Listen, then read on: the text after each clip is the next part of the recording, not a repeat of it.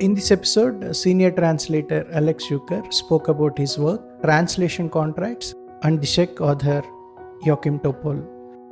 Alex Zucker has translated novels by Czech authors Magdaléna Platzová, Jáchym Topol, Bianca Bellová, Petra Hůlová, Tomáš Zmeškal, Josef Jedlička, Heda Margolius Kovály, Patrik Ouředník, Miloslava Holubová. He has also English stories, plays, subtitles, young adult and children's books, song lyrics, reportages, essays, poems, philosophy, art history, and an opera. Apart from translating, he organizes on a volunteer basis with the National Writers Union and New York City chapter of SURJ, showing up for racial justice. In the show notes, you can find a link to take you to the model contract Alex mentioned in his talk, and also a link to buy his translations from Amazon. You can follow Harshaneeyam podcast on all major podcast platforms like Spotify and Apple. Okay, welcome Alex to Harshaneeyam podcast. Hi Anil, so glad to be here. Thank you for having me. Before we move on to your literary journey, translations and all, I follow you on Twitter. And I see that you are very vocal about the current situation in Gaza. I also read that you worked for a human rights organization earlier. Yes, of course. Yeah, so for about 5 years, I was the communications officer for a genocide prevention organization called the Auschwitz Institute for Peace and Reconciliation, AIPR. Now, as a communications officer, I was always a little bit disturbed at our name because actually we had nothing to do with peace and reconciliation. We were working in genocide prevention, but they've since changed their name, by the way. But after I left, and this was a small organization, about 5 staff people based in New York City, doing education and training for mid-level government officers in genocide prevention. The idea of the organization was that all too often in history, there are government leaders whose countries are engaging in atrocities that are not quite maybe yet at genocide or genocide. And of course, there can be resistance from outside the government. Unless the government decides to stop it, it's not going to stop. And so the idea was, if the idea of the organization was, if they could get to these mid-level government officials, that those people would rise up and they would become the leaders of their country, and they would be people committed to preventing genocide. And I want to say also that by prevention, what we meant was not military intervention. That's really that's stopping maybe a genocide in progress, but preventing meaning that it never happens in the first place. And also keeping in mind that genocide, as people have been pointing out in relation to the situation in Gaza, but as in any genocide, it doesn't necessarily involve killing, right? It can be preventing births within a group, any kind of creation of conditions that make it impossible for a group to survive. And the key is that the intention is to destroy the group as such. So it has to be focused on a group of people, not just individuals. Having worked in that organization for 5 years, I read a lot about genocide historically. I also was following very closely a number of genocides that were happening in the world at that time. For instance, in Myanmar, in Democratic Republic of Congo, which is happening again now, in Sudan, that was happening the first time back then. I think the reason that I feel compelled to speak up about Gaza is because the genocide is being perpetrated by a state, Israel, that it gets a huge amount of support from the government that I pay taxes to. I mean, to me, that's a very straightforward moral and ethical equation. I mean, 95% of the aid that the U.S. sends to Israel is military, right? Russia's invasion of Ukraine now the second time 2 years ago, and probably committing genocide there as well. But none of my money goes to Russia. So I don't feel responsible. I mean, it's not that I don't care about what's happening to Ukrainians, but as a human being, I feel like, if I'm looking at what I'm responsible for, what my money goes to is a very elementary piece in that. So I know that some people don't like to think that way, and they like to think in a more abstract sense of morals and ethics. Everybody has a right to decide how they want to act themselves, but this is what makes sense to me. Yeah, I have a follow-up question for that. Sure. See, if there is a writer, he has the freedom and flexibility to express his opinions through his writing. What should a translator do? Yeah, no, that's, I find that more difficult. I think a big part of the reason that I'm involved in organizing is because I don't feel that my translating work can sufficiently express my values in that way. I think a writer, of course, can write whatever they want, right? You sit down, you pick up a piece of paper, you write. You pick up your laptop, you type. And it's from you directly. As a translator, I can choose who not to translate, in the sense that if something is offered to me, I can turn it down. And of course, I can decide not to pitch or propose any number of authors, but I don't have total control over who I do translate. And especially as somebody who is trying to make a living as a translator, it's not a hobby or a side hustle or any of those other things. There are jobs that I take simply because I need to keep making money. Now, if something was objectionable to me on moral grounds, I can turn it down, and I have turned things down. I don't take everything that's offered to me. Sometimes I turn things down because I don't have time, right? I feel like it would be much more difficult as a professional literary translator to translate only things that I was, that I felt expressed my politics and beliefs. Here's another thing which I think I've thought a lot about.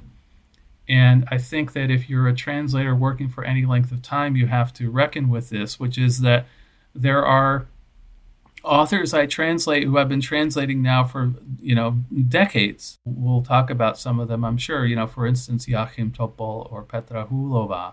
Guess what? We evolve. My politics are not the same now as they were in the mid-1990s.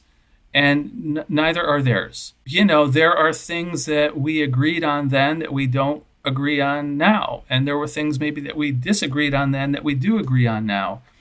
And, I feel like the bottom line, as somebody who translates, and also, Czech Republic is a country with its own history that's very different from the U.S. And I don't have any Czech heritage.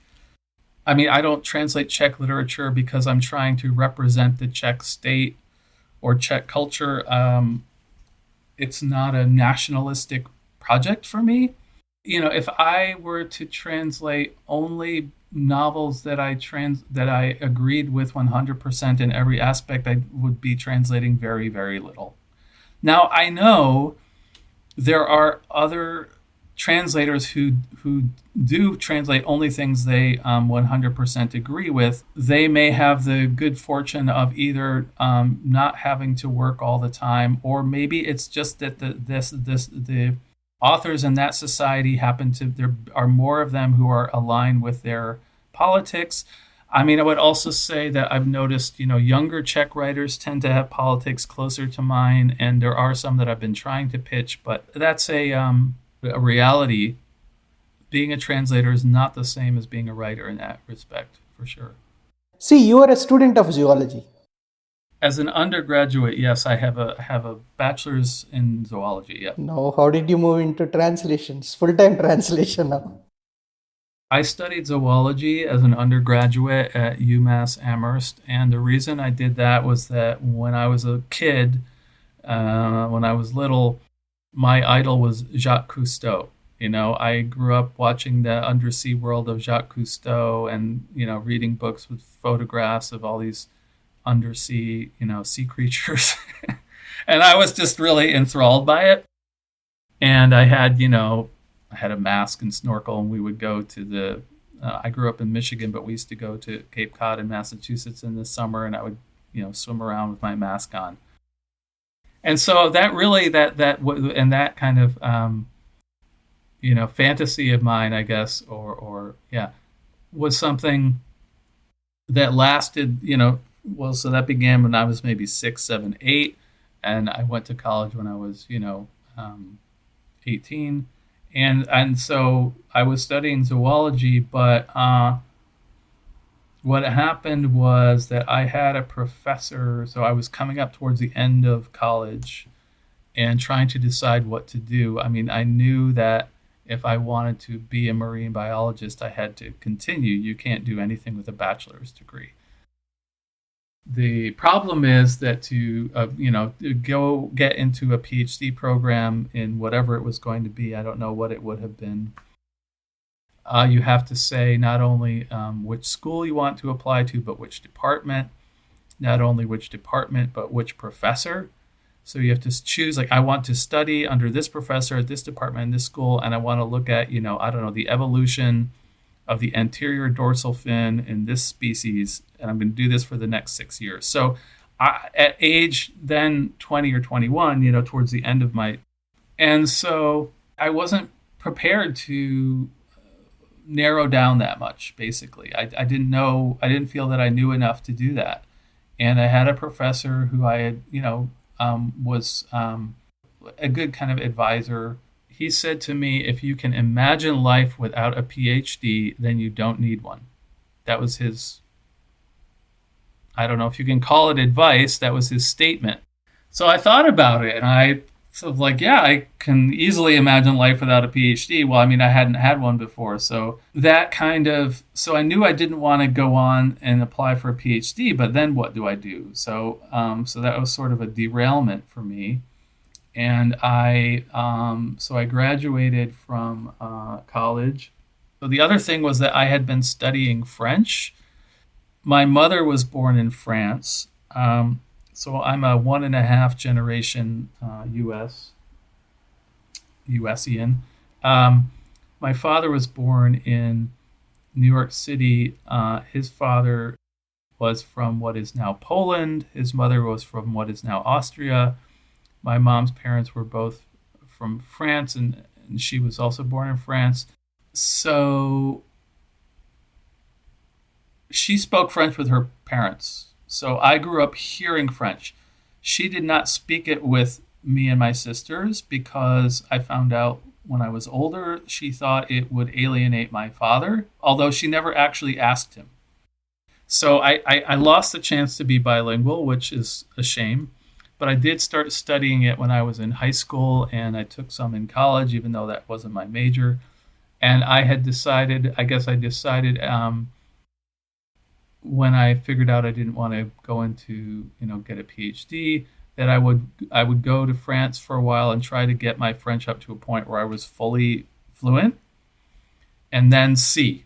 That was okay, I just want to remember, I'm 20, 21 years old. I don't know what I'm doing here, So I did that, and I took this intensive course in French in Paris, and I was, fluent in French. I'm probably in a way that I could never be in Czech because I was younger then, and French is easier than Czech for an English speaker. I came back to the States. That was the summer after I graduated college. I came back to the States. I moved to Cambridge, Massachusetts, because my older sister was there, and one of my close friends from college was there. And I started looking for jobs where you could use French, and all the jobs that I found were at banks. And I didn't want to work at a bank, so there I was, lost again. What am I going to do? But what happened was that on that just after and before that stay in Paris where I was studying French, I had traveled around Europe with an old girlfriend of mine from college, and we went to Czechoslovakia for the first time. That was in 1987. And the reason we went to Czechoslovakia was when I was in college, so she read a book by Milan Kundera, and she was a political science major, and had read this book in one of her courses, The Unbearable Lightness of Being, and we were both readers, and she had loaned it to me, and I read it, and I liked it.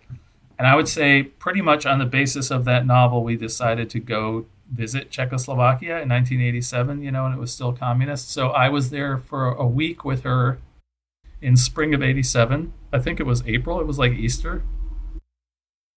And then I went back.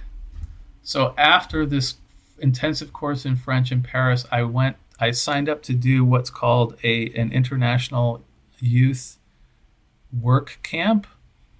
So there was this organization called the Council on International Educational Exchange, which, among other things, issued Eurail passes to students.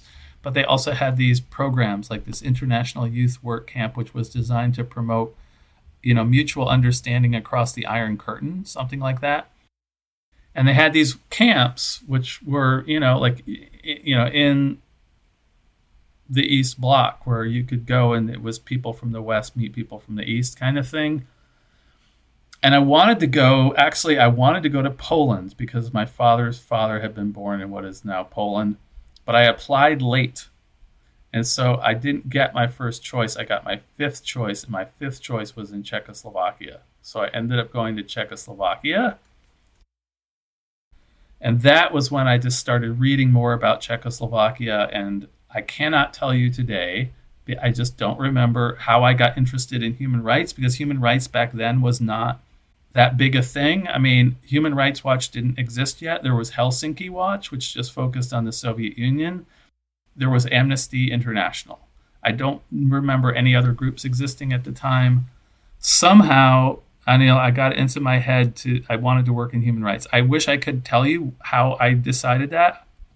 I don't know if you've looked back at any of decisions you made when you were in your early 20s and say, how did I make that decision? I have no idea. And I started looking for how I could do that. And again, this is before the internet, remember. So doing research was different. You would go to the library and you would ask some person at a desk, I wanted to try to get a job in human rights. What would I do to do that? Like, where would I find information about what to do to prepare? And they say, well, here's, there were books, on career guidance or whatever. So I found a book that said, people who go into human rights usually have like a master's degree or a law degree. So I was like, well, I don't want a law degree, so I guess I'll see if I can get a master's degree. And I started looking into the master's programs. So there was this thing called International Affairs. The only school in the United States at that time, so now we're in 1987, that had a master's program in international affairs and somebody at the university who taught Czech was Columbia University. And they had this institute on East Central Europe, and they had a person teaching Czech named Peter Kussi, Kussi, who was actually Milan Kundera's translator. Okay. Before Michael Henry Heim. Mm-hmm. And so I applied there, and I think I got in mainly on the strength of actually having been to Czechoslovakia. I mean, I had good grades, but they were in zoology, so... I think, but I had good grades in zoology, but I had been to Czechoslovakia, so I actually had taken a short Czech course when I was living in Cambridge. Harvard had like what do you call it? Like a night school. It wasn't you didn't have to apply to get in. You just paid the money, and I took like an introductory course in Czech actually already in, I guess that would have been spring '88. With a person named Karen von Kunesh, who still teaches, I think. She was actually on a Zoom call that I was on the other day, but we were both in the audience, so I couldn't say hello.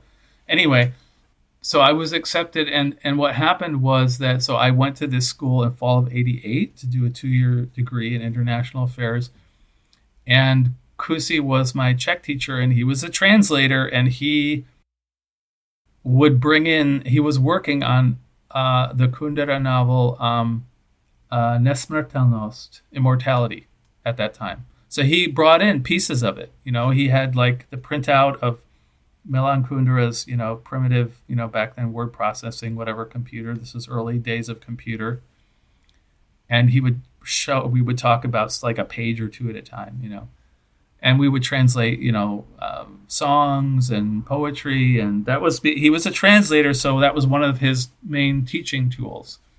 So even though I was planning to go into human rights, that was how I got into translating, So like I said, I had known French, but it never occurred to me to translate French. I had never met a translator before. I mean, I didn't, you have to know that translation exists to want to do it, I always say I caught the translation bug from Kusi, I mean, I discovered that it was something I enjoyed doing, that I was pretty good at doing it.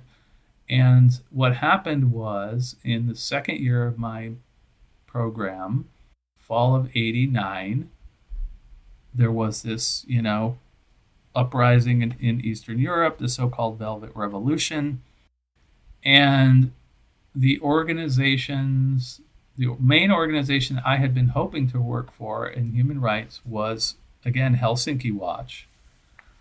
And I went on an informational interview there in spring of 1990, and the person there, whose name was Ken Roth, who went on to become the CEO of Human Rights Watch, but back then he was just a regular lawyer at Helsinki Watch, he was young, he was talking to me, I was a grad student, and he actually told me that they were shutting down their program in the East Bloc because they did not think there was going to be a human rights problem anymore. Now, years later, I read an interview with him where he talks about the mistake that they made and how they reopened their programs 8 or 9 months later, because of course human rights was still a problem, but they didn't, that's how closed that communist society was, that human rights groups from outside or didn't know that, for instance, they didn't understand the situation of Romani people in Czech society, because it was kept so under wraps by the communist regime that it was impossible for those people to know about it. So that's just one example. And so anyway, but for me, it meant, well, I can't go into this area that I thought I was going to go into. And meanwhile, I know this is a long story, but meanwhile, between the 2 years of grad school, so summer of 89, I went back to Czechoslovakia, right? So I had been there for a week and then a month in 87. And then I went back in summer of 89. So that's my third time there now under communism. I was there for 2 months. I did 2-month-long language programs. But somebody I met through my time in Czechoslovakia in summer of 89 told me there was in spring of 1990, told me that there was now there was a Czechoslovak news agency, Československá tisková kancelář, technically Czechoslovak press agency, had a wire service in English that was translated from Czech. They would translate the Czech and Slovak wire service into English. And they were looking for people to work in their, English language section. So I applied for that job in the summer of 1990, and I got it. And they offered me, whatever salary and a subsidized apartment to stay in. And I took that job, and I moved there in fall of 1990. And that was my translation school. So I spent 2 years full-time, 5 days a week, translating Czech and Slovak wire service into English. But when I say translating, really we did a lot of rewriting and revising, because the way that Czech and Slovak journalists wrote news was for a domestic audience, and we needed to add things, we needed to rearrange things to make it a more appealing product for non-Czech subscribers to the news service. Your first book-length translation is of Jáchym Topol, and you went on to translate many novels by him. Please tell us about the writer that he is and about any interesting interactions you had with him. And I am given to understand that the famous Czech author Milan Kundera has given a really tough time to his translators. What about Jáchym Topol? No, Jáchym is a pleasure to work with, always has been, not at all like Milan Kundera, which there's plenty of information about how he treated his translators available. But no, Jáchym, as I mentioned earlier, I met first in New York City in the spring of 1990 when he came for a Czechoslovak Writers Conference. And so I moved to Prague in the fall of 1990. And at that point, he had only published one book of poems, but was also writing song lyrics for a band that his brother had called Psi Vojáci, Dog Soldiers, and published a second book of poetry, which I translated some poems for a local journal in Prague, and then began writing prose. And his first published prose was a long short story called Trip to the Train Station, which I translated when I was still living in Prague for a small press there that published it in a bilingual edition with amazing woodcut illustrations.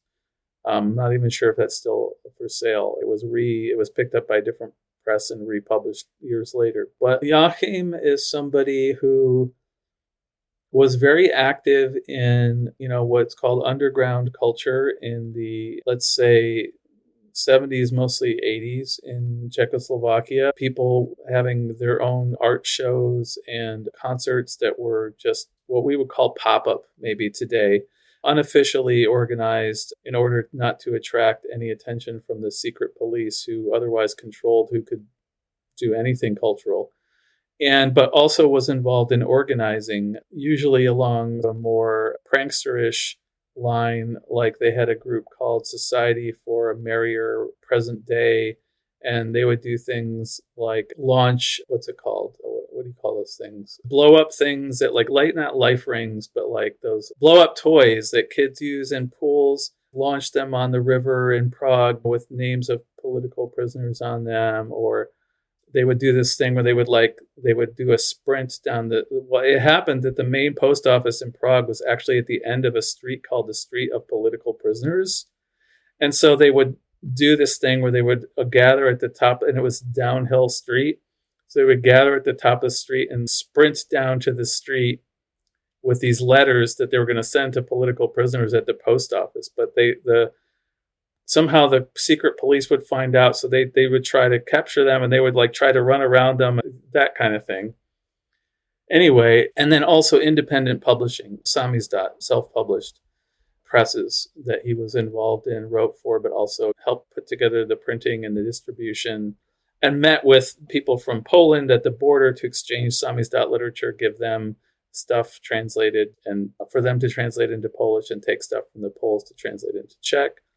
And I would say what was attractive to me initially about his writing was it was very playful, creative, innovative, and very bold.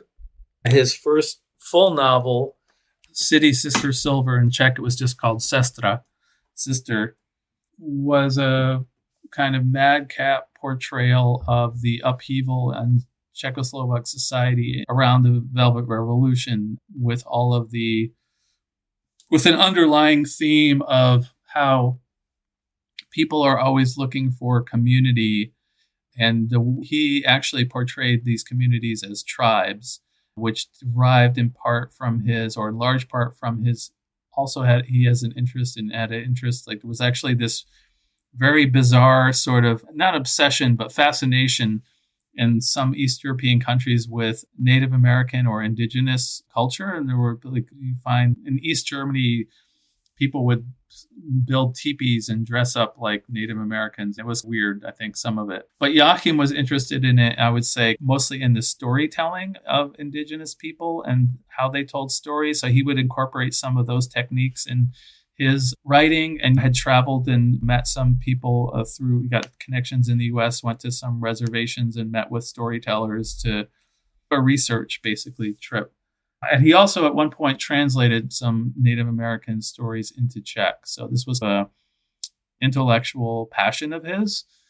So it's just another aspect of his writing. And then, but also really interested in Russian writers. And Yeah, so this novel is about how people found their way into communities or not in the period after 1989, and was appealing to me for the language, very innovative use of language, mixing of genres. There was horror, there was detective story, there was romance, like all the conventions of these different genres of fiction, and just very high energy. And also he had an interest in genocide, like me at that time, and wrote about how people were both subjected to genocide, but also how they resisted it. And again, using the example of indigenous people in North America, but also, for instance, Romani people in Europe, and of course, Jewish people in Europe. So that was another kind of theme. And that theme of genocide really ran through his first several novels, I would say. And then at a certain point, he moved to writing more, looking more into his own personal past and writing a few novels set in the area where he spent a lot of time as a kid, where his father grew up, which is a more rural setting, small town, maybe an hour outside of Prague. And the last novel of his that I translated, A Sensitive Person, which came out in January 2023, is set in that area and is looking at, I would say another theme of his is how Czech people have or have not dealt with immigrants and immigration. Racism in general is a big theme in his novels. He doesn't make Czechs look good and has actually been criticized by some high-ranking Czech politicians for that. He hasn't been censored or anything like that, but just criticized. And so these are all, for those reasons, it's attractive to me as a translator. It's very challenging to translate his work. And I guess we connected as friends. When I lived in Prague, we spent a fair amount of time together. He's an inveterate storyteller. He's always telling stories. He loves to tell stories. Yeah, he's one of those kinds of people. When I translated City Sister Silver, it was published by a small press called Catbird Press, that this man named Robert Wexler had started to publish Czech literature after 1989, and he was living in New Haven, Connecticut. And together with that press and the Czech Center in New York, we organized a reading to launch the book here at a place called The Kitchen, which is an avant-garde art space. And Jáchym came over for that and some other events. And he stayed part of the time with me and my spouse, Claire. And we were going around the city, and it was winter. It was winter, I think 2000. I can't remember if it was January or February, what month. But we took a trip one day. We took the subway down to Coney Island, which has a beach. It is a beach, and it's a neighborhood with a boardwalk and the amusement park. And also, it's a Russian neighborhood next to that. So I thought it would be interesting for him. And we were standing there, and he was saying, oh, we should have brought some copies of the translation to throw into the sea, like a message in a bottle. And I was like, okay, but only from your copies. And he just was like, he just cracked up. That's the difference between you and me. You're just like, not from my copies. It was just like the difference in our personalities. And it was funny to me that I had that reaction. Not, that's a great idea. I love it. But just make sure you do it from your copies, not mine. So that was something. I think the other thing I would, this is more serious. That's just a joke. That's funny. But when I translated The Devil's Workshop, which is set, as I said, half in Terezín, half in Belarus, I had never been to Terezín. Theresienstadt is what the Germans called it. It's not far from Prague, actually, but I had never been there. While I was translating the book, I had a trip to Czech Republic, and I took the train up there with Jáchym and his publisher, Viktor Stoilov, for the day so that could show me around the town and the former ghetto, because there were all these scenes describing like a wall or a tunnel or a hill, and it was useful for me to see exactly, or not exactly, but the relationship between the town and the fortress. Actually, it's a fortress that was part of the ghetto. And that fortress was built by Maria Theresa, the Empress of the Austrian Empire. So it was like a geographical introduction to the novel so that I had a sense of the place and the locations and stuff like that. And that kind of goes back to your question about why it's useful or important to know the culture. Sometimes, yes, I could have looked at maybe some photographs on the web, and I did, but it's still not the same as being there and walking. And I'm sure he cracked a lot of jokes when we were there. But yeah. I gathered that you have done considerable work on translation contracts. Any specific advice to translators about contracts? First thing I always say is that everybody should go to the Authors Guild website, and I'm not sure if they have a downloadable version, but you can certainly copy and paste that model contract into a document and use it that way, or just look at it online. But everybody should be aware that there is a model contract for literary translations on the Authors Guild website. And I can share that link with you afterwards. Also, if you join the Authors Guild, and they've recently raised their rate, but they have different rates of membership. I'm sorry, I can't tell you right now what their new rate is. Maybe $150 now? $149.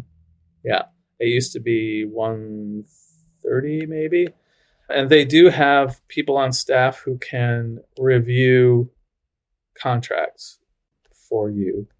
I know in the past year or so, they have gotten behind on reviewing contracts, but we were recently assured by somebody on staff that they had hired some new people and it wouldn't be a problem anymore. We'll see about that. The other thing I would say is to get a group of friends or colleagues who will look at your contracts as well. Even in Cedilla, even though most of us belong to the Authors Guild, people will still ask each other contract questions. Another thing that I'm doing now with a group of other translators is we've started a translators organizing committee within the National Writers Union. So this is just for the US, unfortunately, but where we're going to be starting regular drop-ins for people to come talk about contract issues, which is not something professional associations wanted to do because they're not labor unions and they felt like that was legally potentially going to get them in trouble. But the National Writers Union is a labor union, so that's not an issue. So I'm looking forward to that. But I would say the main thing is to get hold of the model contract, which has a commentary, extensive commentary with it explaining the terms. Talk to other translators about contracts. Yeah, I know it sounds cliche, but educate yourself and talk to other people. Some people recently have been upset with these organizations' lack of willingness to take political positions on the genocide of Palestinians in Gaza by Israel. If that has turned some people off, I'm just saying those are the organizations that offer those services. But again, there's no reason why translators can't do that for each other. And I think there are a lot of, you don't have to be a lawyer to know. For fine points, yes. And it would be nice if there were more agents who would handle contracts for translators, but that still has not become common. You can see there are many online workshops, webinars, training programs that are being conducted on craft part of translation. But you don't see many on translation contracts, which I believe is a very essential part of being a translator. That's something that I have on and off dreamed of. The closest to that, the Authors Guild had a couple webinars, and the BCLT, the British Centre for Literary Translation, usually has a session on contracts in the summer. English Pen, I did an online 1-hour workshop for them on contracts as part of the International Translation Day last fall. But it's an interesting thing. I think that's a good question. Like, why are there all these workshops on craft, but none on a regular basis on craft, but not on contracts? And I will say I've devoted some effort to it. Again, I'm just one person, and I'm hoping that we'll get more regular thing with the National Writers Union, but it's not something that there seems to have been there doesn't seem yet to be a critical mass of translators who want to make that happen. It's not something that just one person can do. What changes would you like to see in the translation ecosystem to make life slightly easier for translators? This is the $100,000 question. There's no doubt in my mind that one of the things that needs to happen, and which, again, at least here in the US, we're starting to make happen, is for translators to organize, be more organized in terms of our position in relation to publishers. At the same time, I absolutely understand that a lot of presses, the small presses, obviously, in particular, are also in a tough spot financially. And sometimes those smaller presses, I think, feel that when translators call for more money, that we're somehow threatening them. And I think in a way it's like organizing in the world in general, which is that we want justice. You could call it fairness, but in a larger, deeper sense, justice. And part of that is sustainability. And I think one of the problems with unjust systems is they're not sustainable. This is literally what we're seeing happening in the world right now with capitalism, right? Like, capitalism has been crumbling for however many years in however many ways and in different ways in different countries. And the reason it's crumbling is it's not sustainable. And the reason it's not sustainable is because it's unjust. It's just people are taken advantage of, and that means that they cannot make enough to survive, or they actually die because they're not being protected sufficiently, whether it's from a pandemic like COVID or actual military genocide. All the different ways that our societies are not sufficiently organized to promote life rather than short-term gains or profit for a small group of people. So that was grandiose. but coming back to publishing and translating, I think the problem is if translators can't make enough money to sustain themselves, then there isn't going to be as much translation. I think we're in a state right now, we're in a situation now where a lot of people's livelihoods and a lot of institutions' livelihoods are precarious, right? That's the word that people use. What can be done to make this whole system less precarious for everybody in it? There's a big difference, I think, between like the big five publishers and small presses. And I do think that some of our translator organizing and advocacy has not been sufficiently aimed at the big five. That's very difficult to do, except as part of a larger group. One thing that those of us involved with the Authors Guild have for years been pushing them to meet more often with the big five about translators' contracts. But I think the problem is not that the Authors Guild isn't interested in us or doesn't want to do it, but just that we're too small a portion of their membership for that to be a priority. And again, like Alta is just a translators organization, but they don't do that. That's just not what they do. They do the conference and they build community, but they don't do that sort of advocacy and engagement on an industry level. Again, I'm just talking about the US, and other countries, people would have different situations. I personally believe that we're going to need some new models of publishing for it to be sustainable. I don't know what that's going to look like. My sense is it's going to be smaller. I know that many of the small presses now, Tilted Axis, Transit Books, I think Deep Vellum also, they have subscribers. That is one way that they've tried to ensure a readership or a market for their books that doesn't depend on advertising and money. I don't know how successful they are. I don't know anything about their finances. That there are people who have talked about worker cooperatives for translated literature presses, but nobody yet has actually started one. I know Meg Rakobian had talked about, did a PhD about this and was doing it on a small scale kind of. But I do think that some new model is needed for translated literature to be sustainable for us as workers, but also for the publishers. And I realize that's very kind of vague, but I think that this is true for many other industries or businesses. The models that we have now are limping along. You have less and less money being available to bigger groups of people, and we're all fighting over scraps or digging for scraps. And again, not just in publishing. So I don't see the publishing industry as independent of the rest of the economy. Now, what are your upcoming projects? So right now, I'm translating a novel by Jiří Weil, who was Jewish and a communist. And there are 2 books of his that have been translated into English previously, most famously Life with a Star, which is about how he survived the Holocaust without even being deported from Prague by hiding out. And the other one is called Mendelssohn is on the Roof, also from Holocaust period.